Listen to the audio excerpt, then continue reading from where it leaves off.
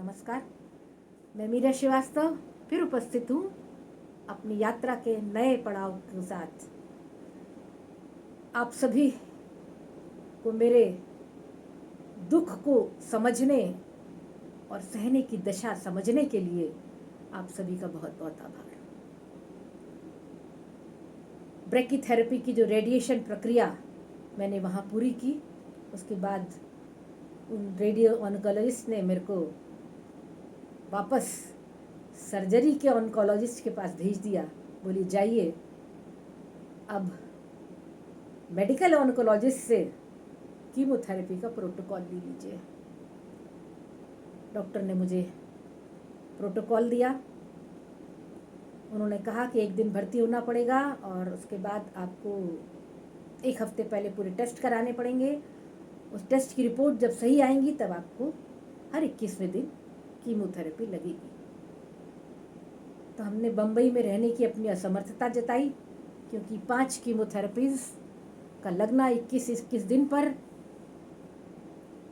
बहुत मुश्किल बात थी। तो हमने कहा ग्वालियर में एक छोटा सा कैंसर हॉस्पिटल है, हम ये कीमो वहाँ लगा लें। तो बोले ठीक है, आप कीमोथेरेपी कोई अच्छे सर्जन से लगवा लीजिएगा।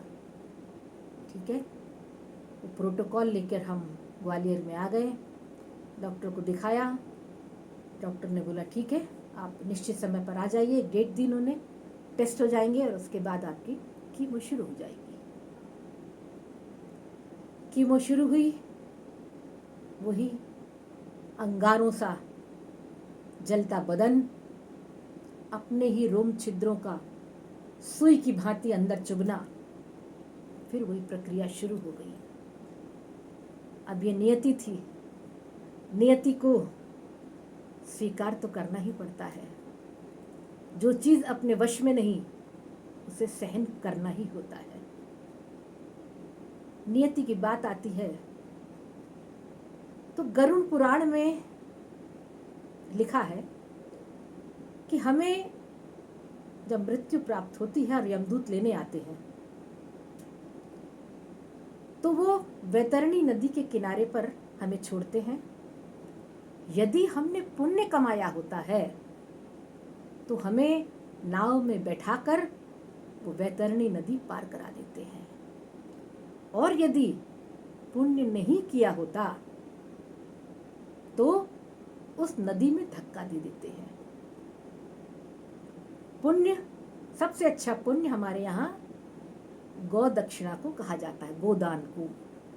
इसलिए मरते व्यक्ति के हाथ में गौदान के नाम पर कुछ पैसे रखकर मृत्यु के बाद भी उसके वंशज उसके हाथ में, पंडित के हाथ में गौदान की द्रव्य रखकर वैतरणी पार कराने का कार्य पूरा करते हैं। और जो गोदान नहीं करता या अपने जीवन में पुण्य नहीं कमाता है, तो स्थूल शरीर तो यहाँ रह जाता है, जिसका संस्कार कर दिया जाता है, पर सूक्ष्म शरीर से हम यमदूत के साथ जाते हैं। और जब पुण्य न कमाने से वो वैतरणी में फेंकता है, तो वैतरणी नदी रक्त की गरम गरम उबलती हुई नदी है, जिसमें हजारों जीव जंतु आपको काटते हैं, आपको परेशान करते हैं, और ऐसे ऐसे कीट होते हैं जो रोम छिद्रों के समान होते हैं, और आपके रोम छिद्रों में घुस घुस कर, सुई जैसा चुभ चुभ कर वो आपको उस नदी को पार नहीं करने देना चाहते हैं। जो उसको पार कर लेता है वो आगे का रास्ता चुन लेता है। तो मुझे लगा मुझे भी ईश्वर ने ऐसी नियति दे दी कि मैं इस स्थूल शरीर के साथ, इस जीवित शरीर के साथ वैतरणी में डाल दी गई हूँ। क्या पुण्य किया है मैंने, क्या पाप किया है मैंने, मुझे नहीं मालूम। इस जन्म में तो इतनी उम्र ही नहीं हुई कि मैं पाप और पुण्य का कार्य कर पाऊं।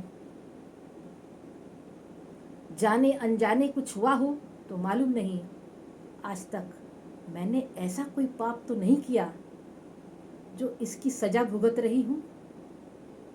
कोई बात नहीं, नदी पार करनी है, जरूर करूँगी। जीतना है, जरूर करूँगी। कैंसर से लड़ना है, जरूर करूँगी। और कीमोथेरेपी 1 2 3 4 चलनी शुरू हुई। सच मानिए, एक कीमोथेरेपी जब लगती थी तो दूसरी कीमो के लिए पैसा नहीं होता था। उस समय बड़ी बड़ी तनख्वाहें नहीं थी। आज मैंने अपने पैसों से कीमो कराई, कल एक दूसरी बहन ने दी, कल तीसरी बहन ने दी, कल चौथी बहन ने दी। 5 बहनों ने 5 कीमोथेरेपी करा दी। भाई छोटा था, नौकरी तो बार बार छूट गई मेरे कारण। कोई नौकरी नहीं, पिताजी एयरफोर्स से रिटायर। क्या करें? मेरा इलाज कराएं, मेरी खुराक का प्रबंध करें, क्या क्या करें? 3 दिन सिर्फ उल्टियां ही उल्टियां होती, इसके सिवा कुछ नहीं। पानी भी पियो, उल्टी हो जाती। जैसे बड़े बूढ़ों के आगे जब बहुत बीमार होते हैं, उनको उल्टी वगैरह आती है तो एक तसला रख दिया जाता है राख डालकर। वैसे ही सिरहाने मेरे माँ ने एक तसला रख दिया, क्योंकि उठने की ताकत वॉश बेसिन तक जाने की नहीं रहती थी। चौथे दिन कुछ खाना गले के नीचे उतरता तो दिन में 4-6 उल्टियाँ फिर भी होती। 5वें दिन मैं कुछ खड़े होने लायक रहती और 6ठे दिन स्कूल पहुंच जाती, क्योंकि नौकरी तो करनी थी। बिना नौकरी के इलाज भी मुश्किल था और जीवन चलाना भी मुश्किल था। ऐसे ही कीमोथेरेपी के मैं अंतिम पड़ाव पर पहुंची, तभी एक दुर्घटना और।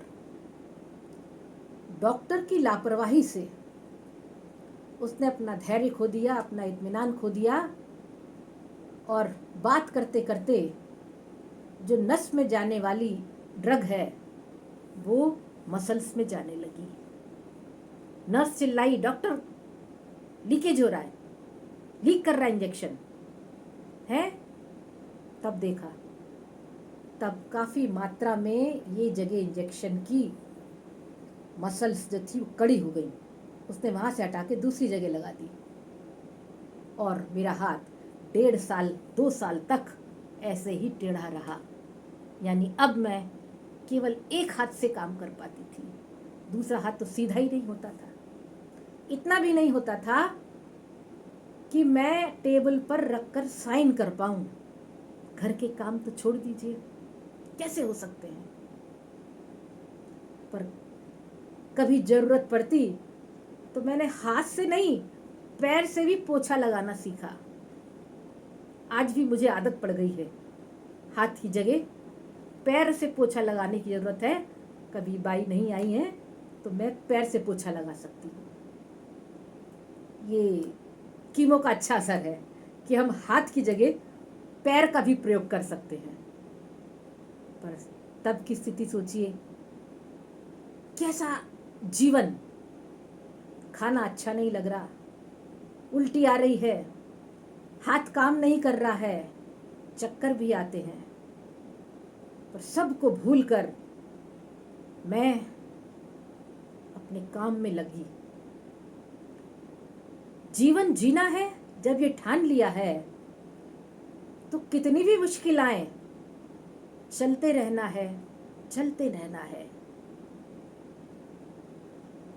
नदिया चले चले रे धारा, चंदा चले चले रे तारा, तुझको चलना होगा, तुझको चलना होगा। हो, हो, हो। जब धाराएं उल्टी बहती है तभी नाव को चलाने का, नाव को खेने का मजा है। लुत्फ उठाइए इस यात्रा का। नमस्कार।